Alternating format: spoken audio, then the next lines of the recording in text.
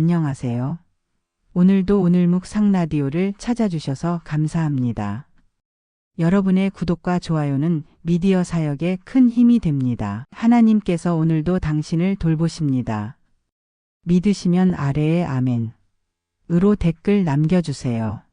그럼 시작하겠습니다. 여러분, 오늘도 이렇게 만나 뵙게 되어 참 기쁩니다.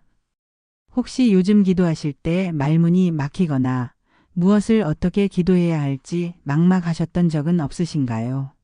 나이가 들수록 기도가 더 어려워진다고 느끼시는 분들이 의외로 많습니다. 마음은 답답한데 기도할 말은 떠오르지 않고 기도에도 변화가 없는 것 같아 낙심이 되기도 하지요. 오늘은 그런 막막한 순간에 우리가 어떻게 기도할 수 있는지 3가지 이야기를 차근차근 나눠보려고 합니다. 시편으로 숨 쉬는 방법, 기도의 참된 의미, 그리고 아침 기도의 소중함에 대해 함께 살펴보겠습니다. 잠시 함께 기도하며 시작해 볼까요? 하나님 아버지, 오늘 이 시간을 통해 우리의 기도가 막혀있던 부분들이 뚫리게 하시고 시편의 말씀으로 우리 마음에 위로를 주시며 진정한 기도의 의미를 깨달아 하루하루를 감사함으로 살아갈 수 있도록 도와주세요. 예수님의 이름으로 기도드립니다. 아멘. 많은 어르신들이 기도 시간에 이런 어려움을 겪으십니다. 무릎을 꿇고 기도하려고 하는데 막상 입에서 말이 나오지 않아 답답해 하시는 거지요. 마음속에는 할 말이 많은데 정작 하나님 앞에 나아가면 머릿속이 하얘집니다. 어떤 분들은 내가 기도를 제대로 하고 있는 걸까 의심하기도 하시고 어떤 분들은 아예 기도 자체를 포기해버리기도 합니다. 이런 현상이 일어나는 가장 큰 이유는 우리가 기도를 너무 어렵게 생각하기 때문입니다. 기도는 반드시 아름다운 말로 해야 하고 품격 있는 표현을 써야 한다고 여기는 거지요. 또한 기도할 때는 항상 감사하고 긍정적인 내용만 담아야 한다고 생각합니다. 하지만 성경을 보면 전혀 그렇지 않습니다. 하나님은 우리의 꾸며낸 예쁜 말보다 있는 그대로의 솔직한 마음을 원하십니다. 실제로 72세 김정우님의 이야기를 들어보시겠습니다. 그분은 퇴직 후 평온한 노후를 보내고 계셨는데 아내가 치매 진단을 받게 되었습니다. 40년 넘게 함께한 아내가 점점 자신을 알아보지 못하게 되자 김정우님의 마음은 무너져 내렸습니다. 매일 병원을 오가며 간병하느라 몸은 지치고 마음은 더욱 무거워졌습니다. 그런데 문제는 기도할 때였습니다.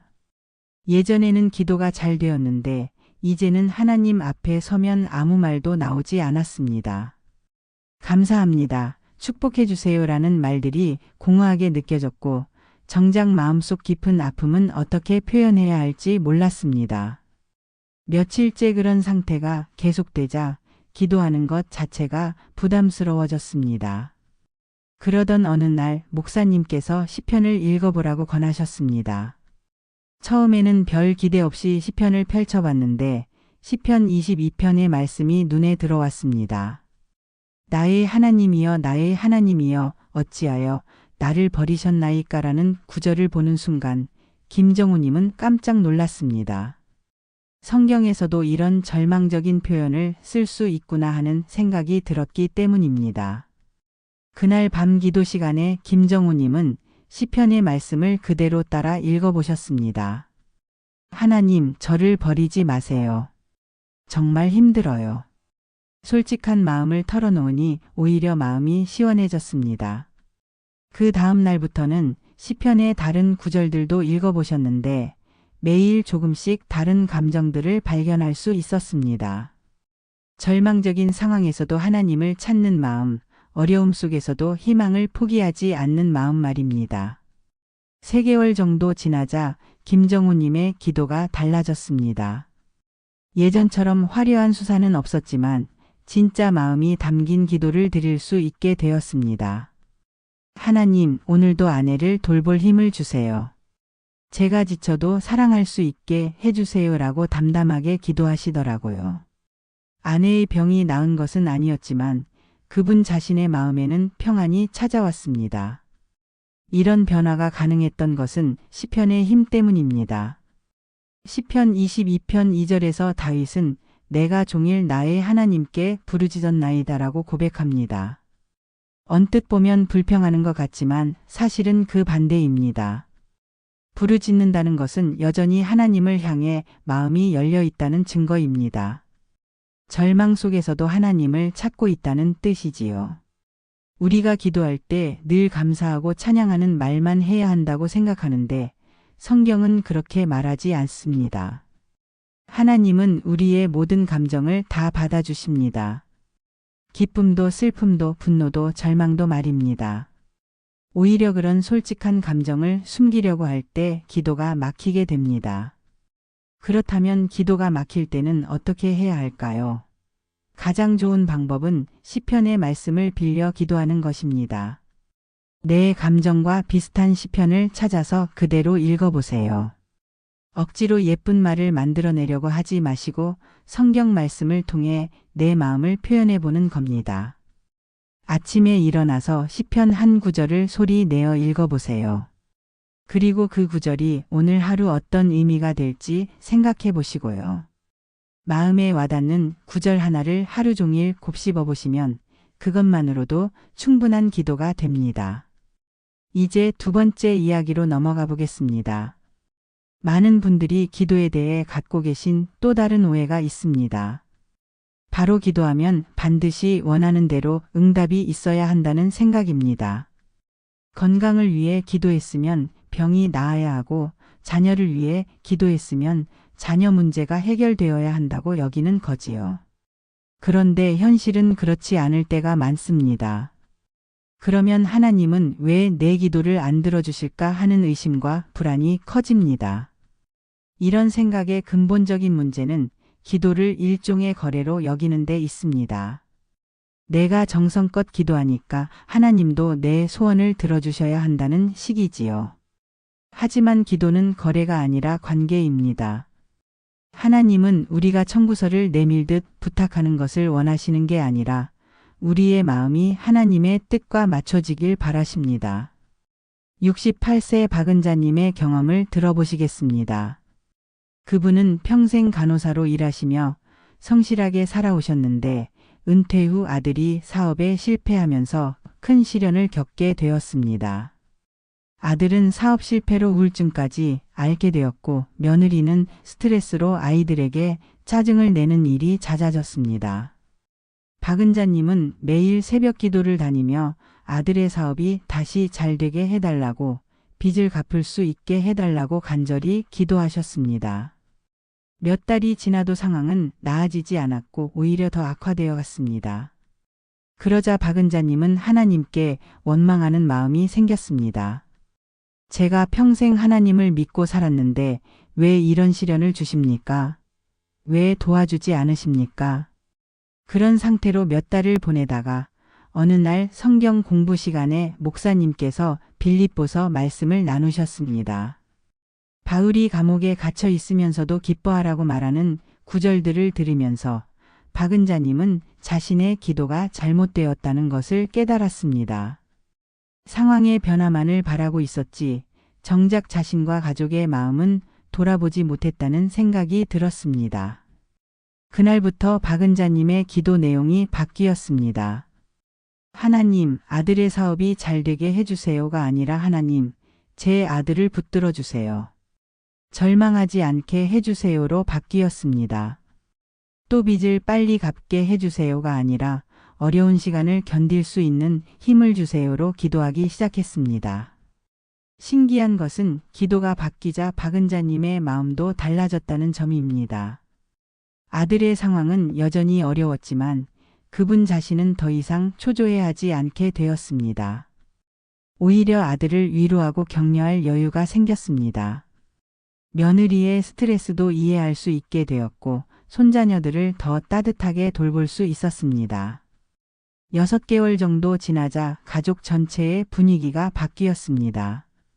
아들은 여전히 일을 찾고 있었지만 우울증은 많이 나아졌고 며느리도 시어머니의 변화를 보며 마음을 열기 시작했습니다.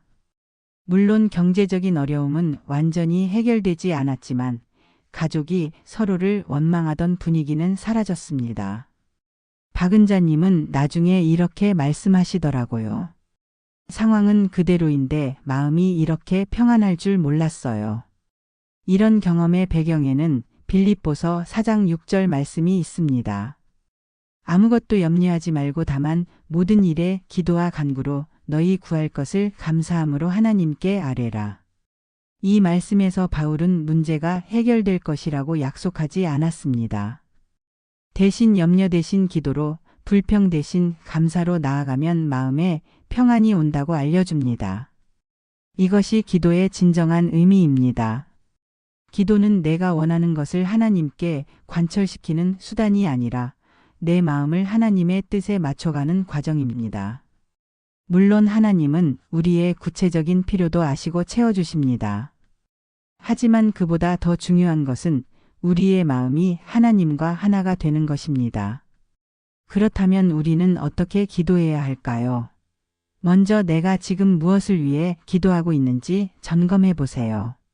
상황의 변화만을 바라고 있는지 아니면 그 상황 속에서 하나님의 뜻을 구하고 있는지 살펴보시기 바랍니다. 기도 중에 이 기도가 하나님 뜻에 맞는가를 스스로 물어보는 습관을 들이시고요. 또한 기도의 끝은 반드시 감사로 맺으시기 바랍니다. 아무리 어려운 상황이라도 감사할 거리 하나쯤은 있습니다. 건강, 가족, 오늘 하루, 심지어는 기도할 수 있는 이 순간도 감사의 이유가 될 수 있습니다. 작은 감사부터 시작해 보세요. 이제 세 번째 이야기를 나눠보겠습니다. 하루를 시작할 때 마음이 무겁고 답답하면 온종일 그 기운이 따라붙지 않으십니까? 아침에 일어나자마자 오늘 해야 할 일들이 머릿속에 떠오르면서 벌써부터 피곤해지기도 하고 어제의 걱정이나 내일의 불안이 엄습해오기도 합니다. 그렇다면 아침에 내 영혼을 맑게 씻을 방법이 필요하지 않을까요? 많은 분들이 아침 기도를 단순히 하루의 안전을 비는 시간으로 여기십니다. 오늘 하루 무사히 보내게 해주세요. 사고 없게 해주세요. 같은 기도 말입니다. 물론 이런 기도도 필요하지만 아침 기도에 더 깊은 의미가 있습니다. 그것은 바로 내 몸과 마음을 새롭게 준비하는 시간이라는 점입니다. 김기성 목사님께서 권유하시는 기도 방법인데요. 우리가 매일 아침 몸을 씻고 옷을 갈아입고 밤사이 몸에 묻은 것들을 깨끗하게 씻어내고 새 옷을 입고 하루를 시작하지요. 마찬가지로 우리의 영혼도 매일 아침 씻어주어야 합니다. 어제의 걱정, 어제의 실수, 어제의 상처를 깨끗하게 씻어내고 새로운 마음으로 하루를 시작하는 것입니다. 이를 실천하여 삶이 변화된 75세 이순자님의 이야기를 들어보시겠습니다. 그분은 평생 주부로 살아오시면서 가족들을 위해 헌신하셨는데 나이가 들면서 점점 짜증이 늘어나는 자신을 발견하게 되었습니다. 특히 손주들이 놀러오면 시끄럽다고 화를 내거나 며느리가 하는 일이 마음에 안 들어서 잔소리를 하는 일이 많아졌습니다. 이순자님 자신도 그런 모습이 싫었지만 어쩔 수 없었습니다. 몸이 예전 같지 않아 쉽게 피곤해지고 작은 일에도 예민하게 반응하게 되었기 때문입니다. 가족들도 할머니가 예전과 달라졌다는 것을 느꼈고 그래서 점점 거리를 두기 시작했습니다. 이순자님은 외로움과 자책감에 시달렸습니다. 그러던 어느 날 교회에서 아침 기도의 중요성에 대한 말씀을 들었습니다. 목사님께서 로마서 12장 1절 말씀을 인용하시며 우리의 몸을 산 제물로 드리는 것이 영적 예배라고 하셨습니다. 이순자님은 그 말씀을 듣고 매일 아침 자신의 몸과 마음을 하나님께 드리는 기도를 하기로 결심했습니다. 다음 날 아침부터 이순자님은 세수를 마친 후 거울 앞에서 간단한 기도를 시작했습니다. 주님, 오늘 제 눈은 좋은 것만 보게 하시고 나쁜 것은 보지 않게 해주세요. 주님, 제 귀는 아름다운 말만 듣게 하시고 험한 말은 듣지 않게 해주세요. 주님, 제 입은 따뜻한 말만 하게 하시고 상처 주는 말은 하지 않게 해주세요.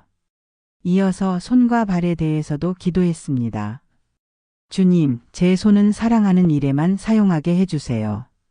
주님, 제 발은 선한 곳에만 가게 해주세요. 처음에는 어색했지만 며칠 지나니 자연스러워졌습니다. 그리고 신기한 변화가 일어나기 시작했습니다. 먼저 손주들이 놀러와도 덜 짜증나게 되었습니다.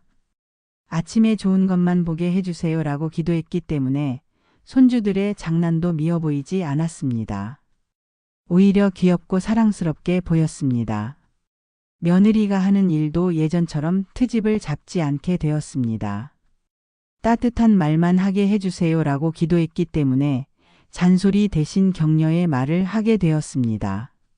3개월 정도 지나자 가족들도 할머니의 변화를 느꼈습니다. 손주들이 더 자주 놀러오게 되었고 며느리도 시어머니와 대화를 나누는 시간이 늘어났습니다. 이순자님은 아침 기도 한 번으로 이렇게 달라질 줄 몰랐다고 말씀하셨습니다. 몸이 아픈 것은 여전했지만 마음이 평안해지니 몸의 고통도 덜 느껴졌다고 하시더라고요.